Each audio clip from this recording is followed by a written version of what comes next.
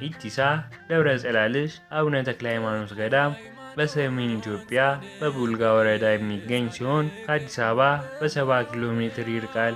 ገዳሙም የተመሰረተው በአብርሃ ወአጽብሃ ዘመናዊ መንግስት በ335 ዓ.ም ሲሆን የመጀመሪያው የኢትዮጵያ ሊቀ ጳጳስ የነበሩት አቡነ ሰላማ ከሳቴ ብርሃን ካስተማሩባቸው ቦታዎችና ገዳማት አንዱ ነው። መሰረቱትም እርሳቸው እንደሆኑ በየቀኑ 3000 ሰዎች በዚህ ቦታ እየተጠመቁ ወደ ክርስትና ይመለሱ እንደነበር ይነገራል። በዘመነ ዮዲት ጉዲት ታቦተ ጽዮን 12 ዓመታት አርፋበት በኋላ ወደ ዝዋይ ደሴት እንደሄደች ይነገራል። ደብረ ጽላልሽ የሚለው ስያሜ የሰጡት አቡነ ሰላማ ሲሆኑ ኢቲሳ የተባለው ሕዝብ ሰፍሮበት ስለነበረ ኢቲሳ ተብሏል።